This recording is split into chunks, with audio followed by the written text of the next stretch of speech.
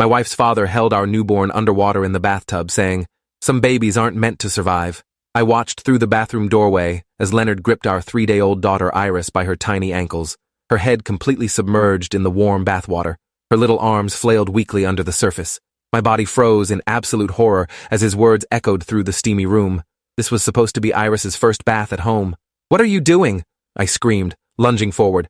Leonard's head snapped toward me, his eyes cold and calculating. He slowly lifted Iris from the water. She wasn't crying. She wasn't moving. Water streamed from her tiny nose and mouth as he held her suspended above the tub like she was nothing more than a wet towel. "Teaching her strength," he said calmly. "Weak babies become weak adults. Better to know now." He lowered her back toward the water. That's when something primal exploded inside me. I tackled him sideways, sending us both crashing into the bathroom wall.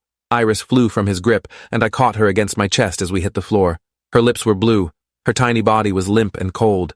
I pressed my mouth over her nose and mouth, breathing life back into my daughter while Leonard groaned on the tile floor behind me. "Come on, baby," I whispered against her face. "Breathe for Daddy." Her chest rose slightly. Then she coughed, spitting up water, and let out a weak cry. "You're overreacting, David," Leonard said, pulling himself upright. Blood trickled from his nose where he'd hit the wall. "I was testing her survival instincts. It's an old technique." He spoke like drowning a newborn was perfectly reasonable, like I was the crazy one for stopping him. I wrapped Iris in a towel and stood up, shaking with rage and adrenaline. "You tried to drown my daughter." My voice came out strangled and hoarse. Leonard straightened his shirt and wiped the blood from his nose with the back of his hand. His expression remained eerily calm. "Your wife asked me to help with the baby's first bath," he said. I was helping. Some children need to learn resilience early. The casual way he said it made my skin crawl. This wasn't some momentary lapse in judgment. He actually believed what he was doing was right. I heard footsteps in the hallway. "David, is everything okay?" Elena's voice carried that exhausted new mother worry. She appeared in the doorway, still wearing her hospital gown from the delivery. Her face went white when she saw Leonard's bloody nose and me clutching Iris protectively against my chest. "Your father just tried to drown our baby," I said. The words felt surreal coming out of my mouth. Elena looked between us, confusion clouding her features. She'd been sleeping when Leonard offered to help with Iris's bath. I'd thought it was kind of him to volunteer. "Dad, what happened?" she asked. Leonard's expression softened when he looked at his daughter. The cold calculation disappeared, replaced by something that almost looked like love. Almost. "David misunderstood my methods," Leonard explained. "I was showing Iris how to hold her breath. It's important for child development." He made it sound so reasonable, so logical. Elena looked at me with questioning eyes, like maybe I had overreacted. "He held her underwater," I said firmly, "for at least 30 seconds. She went limp. She stopped breathing. I could hear my voice rising, but I couldn't control it. The image of Iris's blue lips was burned into my brain. Elena's face crumpled with confusion and exhaustion. She'd given birth 3 days ago after 18 hours of labor. Her body was still healing, her hormones were everywhere, and now she was trying to process what sounded like an impossible accusation against her father. "Dad would never hurt Iris," she said quietly, but there was uncertainty in her voice. Leonard smiled at his daughter with gentle reassurance, the picture of a loving grandfather wrongly accused. "Of course not, sweetheart," he said. "I love that little girl more than life itself. David is just protective. It's understandable." His tone was so calm, so reasonable. If I hadn't seen it with my own eyes, I might have doubted myself too. That night, after Leonard left, Elena and I fought until 3 a.m. She insisted her father would never harm Iris. I insisted I knew what I saw. We went in circles, getting nowhere, while our daughter slept peacefully in her crib, oblivious to the chaos surrounding her birth. "My dad raised 3 kids," Elena said for the 10th time. "He knows what he's doing with babies." She was sitting on our bed, nursing Iris, looking at me like I was a stranger. "Maybe you imagined it worse than it was." "I didn't imagine her blue lips," I shot back. "I didn't imagine having to breathe life back into our daughter." But even as I said it, doubt crept in. Had it really been that long? Had I overreacted to what was maybe just an overzealous grandfather? Elena's eyes filled with tears. "I can't handle this right now, David. I just can't." She was right. She'd just given birth. Her body was exhausted. Her emotions were raw. This was supposed to be the happiest time in our lives, and instead, we were accusing her father of attempted infanticide. I agreed to let it go for now, but I made Elena promise that Leonard would never be alone with Iris again. She reluctantly agreed, though I could see she thought I was being paranoid. We fell asleep on opposite sides of the bed, a chasm of doubt and mistrust between us. The next morning, Leonard showed up with coffee and pastries from Elena's favorite bakery. He hugged his daughter carefully, mindful of her healing incision, and cooed over Iris with genuine affection. He acted like nothing had happened, like he hadn't held my child underwater less than 24 hours earlier. "How's my beautiful granddaughter this morning?" he asked, reaching for Iris. I stepped between them instinctively. Leonard's eyes met mine, and for just a split second, I saw something dark flash across his face. Then it was gone, replaced by hurt confusion. David doesn't want anyone else holding the baby right now, Elena explained quickly. New father anxiety, you know? She was trying to keep the peace, but I could hear the strain in her voice. Leonard nodded understandingly. Of course, he said. New fathers can be very protective. It's natural. But his eyes stayed on me, measuring, calculating, like he was deciding how much of a problem I was going to be.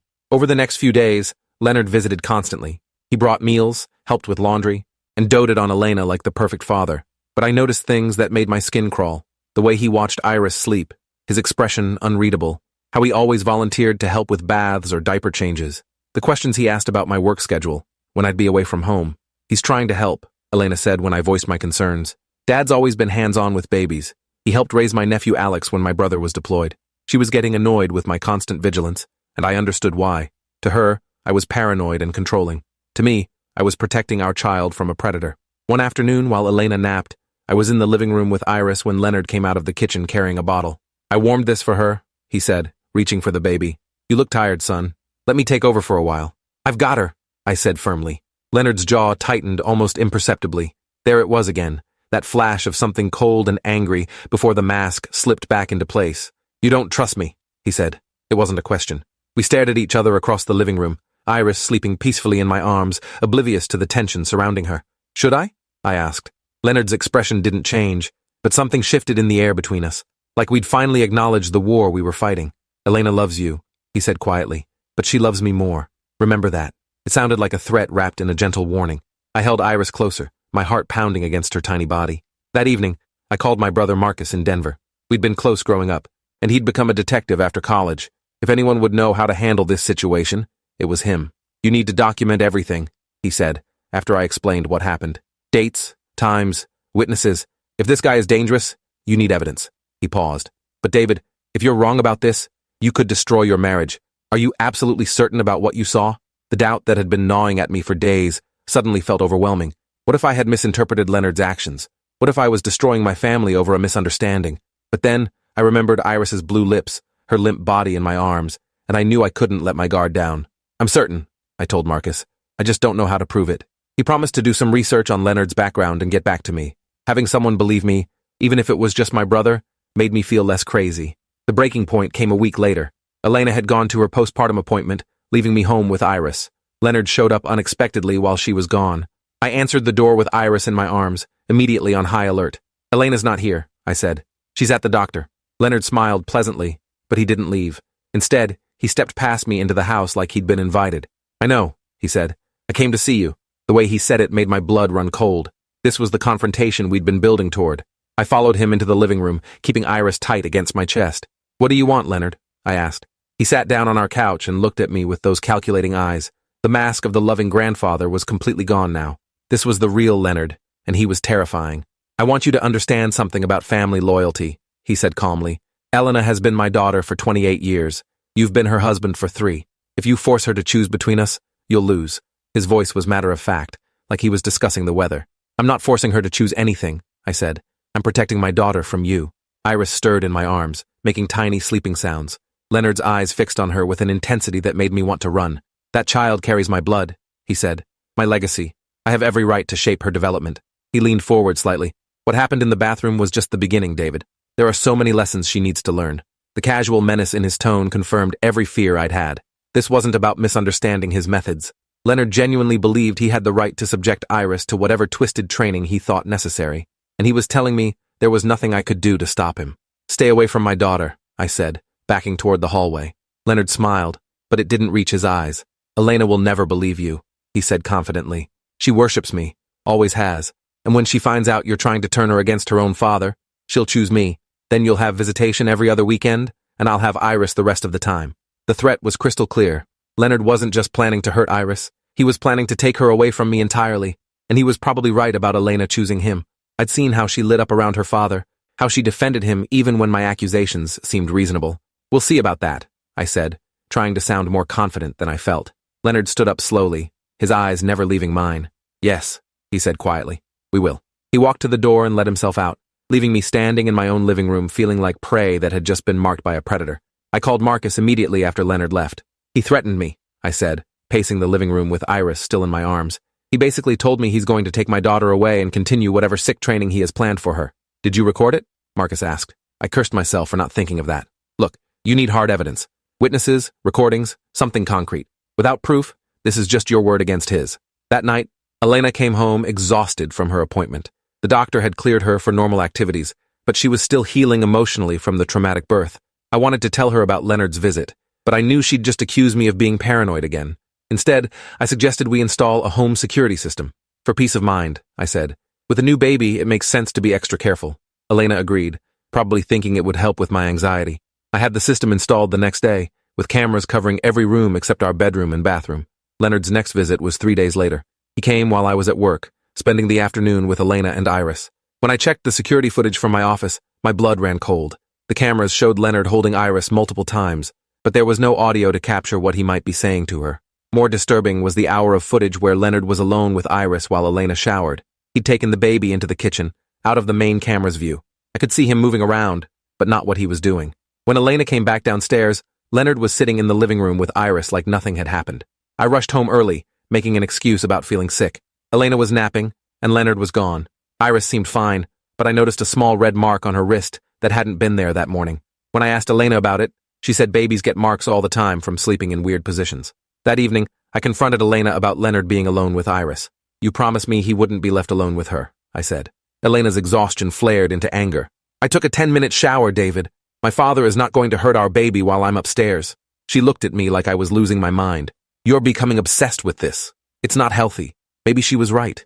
Maybe I was losing my mind. But I couldn't shake the image of that red mark on Iris's wrist, or Leonard's calculating smile when he threatened to take her away from me. I decided to take a personal day the next time he visited.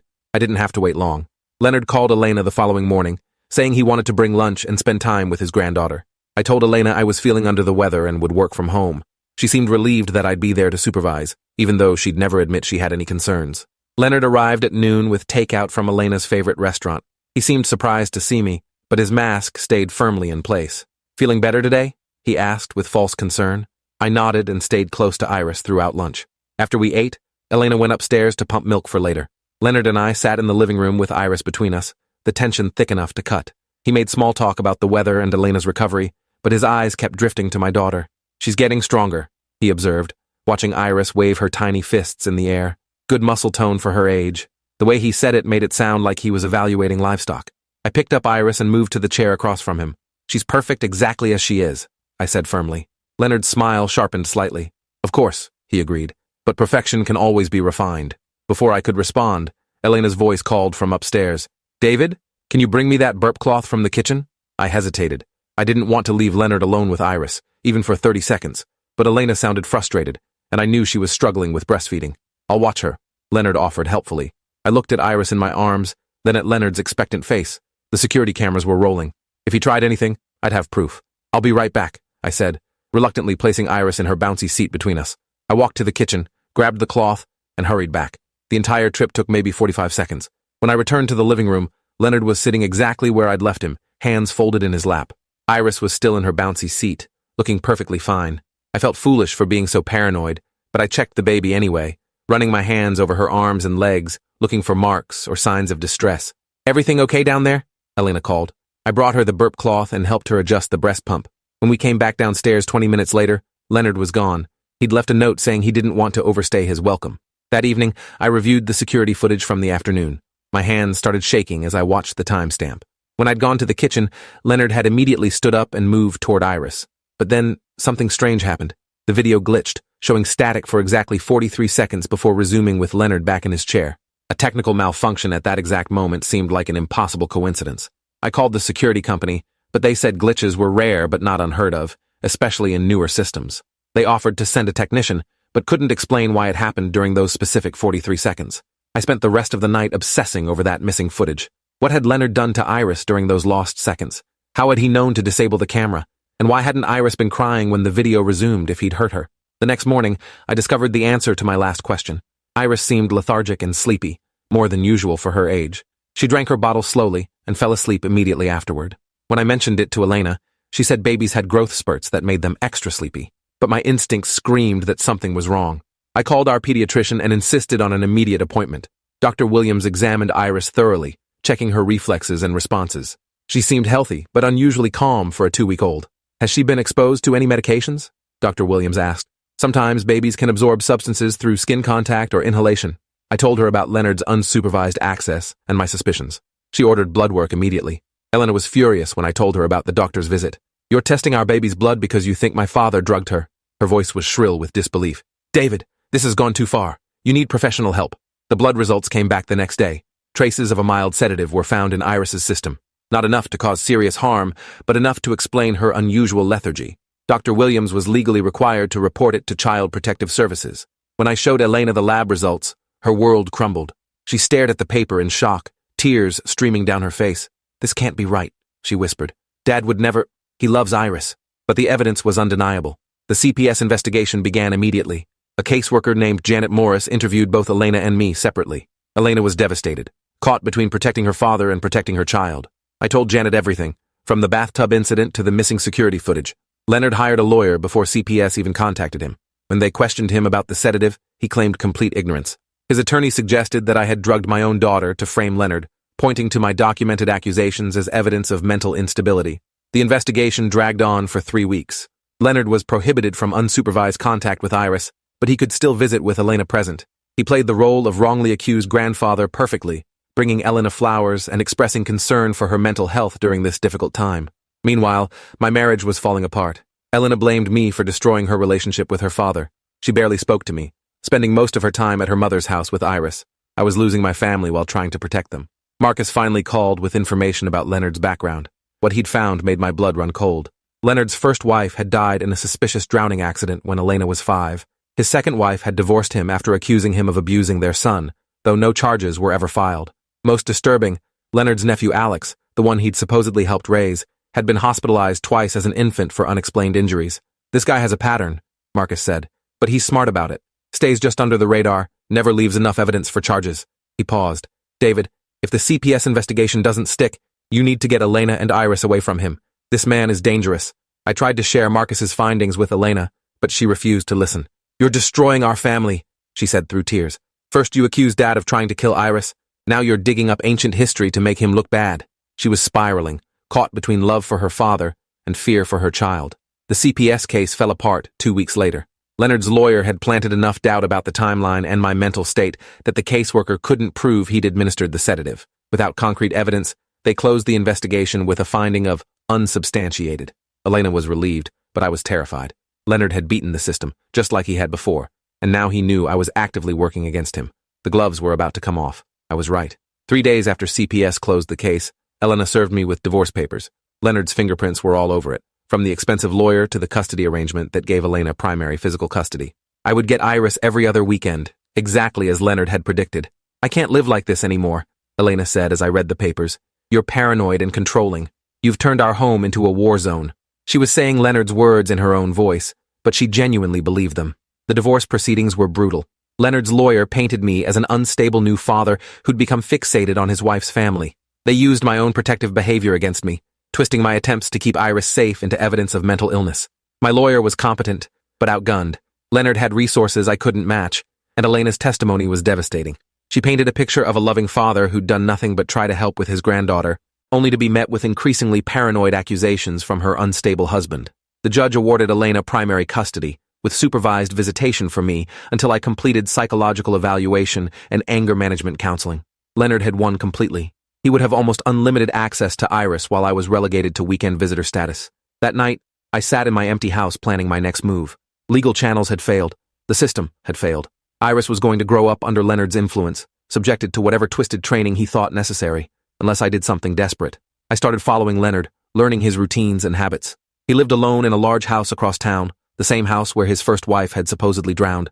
He maintained a predictable schedule, going to the gym every morning at 6 a.m., grocery shopping on Sundays, visiting Elena and Iris 3 times a week. My plan was simple, but dangerous. I needed irrefutable evidence of Leonard's true nature, something so damning that even his expensive lawyer couldn't explain it away. But getting that evidence meant putting Iris at risk, the one thing I'd sworn never to do. The opportunity came 2 weeks later. Elena called to say she had a job interview and needed someone to watch Iris for a few hours. Leonard had volunteered, of course. This was my chance to document whatever he did when he thought no one was watching. I installed hidden cameras throughout Leonard's house the night before, using my key to Elena's car to get Leonard's spare house key from her keychain. The cameras were tiny, virtually invisible, and motion-activated. If Leonard tried to hurt Iris, I'd have proof. The next morning, I watched from my car as Elena dropped Iris off at Leonard's house. My heart pounded as I saw my daughter disappear inside with the man I was certain wanted to harm her. Every instinct screamed at me to rush in and grab her, but I forced myself to wait. For the first hour, the cameras showed normal grandparent activities. Leonard fed Iris, changed her diaper, and played with her in the living room. I started to wonder if I really was paranoid, if I'd imagined the threats and dangers. Then Leonard carried Iris upstairs to what looked like a nursery he'd set up specifically for her visits. My blood turned to ice as I watched him place her in a crib that had been modified with restraints, soft fabric straps that looked innocent but held her tiny arms and legs immobile. "Time for your next lesson, little one," Leonard said to the camera, though he didn't know it was there. He pulled out a small medical bag and removed what looked like a syringe. "Grandfather is going to teach you about pain tolerance." I was already running toward my car before he finished speaking. The 20-minute drive to Leonard's house took me 8 minutes through red lights and stop signs. I called 911 on the way, screaming into the phone about a man torturing a baby, giving them Leonard's address. I kicked in Leonard's front door without hesitation. He was still upstairs with Iris, and I could hear her crying, a sound that tore through my chest like a knife. I bounded up the stairs 3 at a time, following the sound to the modified nursery. Leonard was standing over Iris with the syringe in his hand, her tiny leg already red from whatever injection he'd given her. She was screaming in pain, her face purple with distress, but the restraints kept her from moving. I tackled Leonard from behind, sending us both crashing into the wall. The syringe flew from his hand and shattered against the floor. I punched him in the face, feeling his nose crunch under my knuckles, then again in the ribs. All the rage and fear I'd carried for months exploded out of me. "David, stop!" Leonard wheezed from the floor. Blood streamed from his nose and mouth. "You're making a mistake." Even then, even caught red-handed torturing my daughter, he tried to manipulate the situation. I ignored him and rushed to Iris, carefully removing the restraints and lifting her from the crib. She was burning with fever, her tiny body convulsing from whatever Leonard had injected. I pressed my face against hers and whispered promises that she was safe, that Daddy would never let anyone hurt her again. Police sirens wailed outside as Leonard struggled to his feet. "Those restraints are for her safety," he said desperately. "She has seizures. I was giving her anti-seizure medication." His lies came so smoothly, so believably, that I almost doubted what I'd seen. The police burst into the room with weapons drawn. They found Leonard bloodied on the floor, me holding a screaming baby, and medical equipment scattered around what looked like a torture chamber disguised as a nursery. To their eyes, it wasn't immediately clear who the villain was. "That man was torturing my daughter," I said, nodding toward Leonard. "I have video evidence." The cameras I'd hidden were still recording, capturing Leonard's lessons and his attempts to cover up afterward. The paramedics took Iris immediately, rushing her to the hospital while police separated Leonard and me for questioning. I gave them everything: the cameras, my documentation of Leonard's behavior, Marcus's background research. The evidence was finally overwhelming. Leonard's house contained a horrifying collection of training materials, modified cribs with restraints, injection equipment, detailed journals documenting his plans for Iris's development. He'd been planning to subject her to systematic abuse designed to create what he called superior resilience. Elena arrived at the hospital in hysterics. The doctors explained that Iris had been injected with a paralytic agent, not enough to cause permanent damage, but sufficient to cause excruciating pain while preventing her from moving. It was torture, pure and simple. "I didn't know," Elena sobbed as we sat in the pediatric ICU. "I never imagined. He seemed so loving with her." Her world had shattered completely, her image of her father destroyed by undeniable evidence of his cruelty. Leonard was arrested and charged with child abuse, unlawful imprisonment, and assault. His lawyer tried every angle, claiming the equipment was for legitimate medical purposes, that I'd planted evidence, that Leonard was trying to help a sick child. But the video evidence was damning. The trial lasted 3 weeks. Elena testified against her father, tears streaming down her face as she described the man she'd thought she knew. The jury deliberated for less than 2 hours before returning a guilty verdict on all charges. Leonard received 15 years in prison. As they led him away in shackles, he looked directly at me with those cold, calculating eyes. "This isn't over," he mouthed silently. Even in defeat, he remained a predator. Elena and I slowly rebuilt our marriage through months of counseling. She struggled with guilt over not believing me, while I worked through the trauma of nearly losing my daughter. But we had Iris, alive and healthy, and that was enough to build on. 6 months after Leonard's conviction, Elena found a letter hidden in her childhood bedroom at her mother's house. It was addressed to her, written in Leonard's handwriting, dated 3 days before Iris was born. She brought it to me with shaking hands. The letter detailed Leonard's complete plan, how he intended to eliminate my influence over Iris through staged incidents and false accusations, how he would systematically condition her to accept pain and fear as normal parts of life, how she would become his perfect granddaughter, shaped entirely by his twisted philosophy. Reading Leonard's own words describing his plans for our daughter made my stomach turn, but it also confirmed what I'd known from the beginning. My instincts had been right. My daughter had been in mortal danger from the moment she was born. We moved to Denver to be closer to Marcus and start fresh where Leonard's shadow couldn't reach us. Iris grew into a happy, healthy toddler who loved books and building blocks and had no memory of her grandfather's attempts to destroy her. Elena found a job she loved, and I started sleeping through the night without checking the locks 3 times. 2 years later, Leonard died in prison. Another inmate, a father himself, had learned what Leonard was there for. Elena cried when we got the news, not for her father, but for the man she'd thought he was. That man had never existed, but grieving the illusion was necessary for healing. Now Iris is 5 years old, starting kindergarten next week. She runs through our backyard chasing butterflies, laughs at silly jokes, and has never known a moment of fear or pain at the hands of someone who claimed to love her. Sometimes I watch her play and think about the alternate timeline where I'd doubted myself, where I'd let Leonard continue his lessons. In that timeline, my daughter's light would have been extinguished before it ever had a chance to shine. But in this one, the one where a father's instincts proved stronger than a monster's manipulation, she gets to be exactly what she was always meant to be, perfectly, beautifully, safely herself.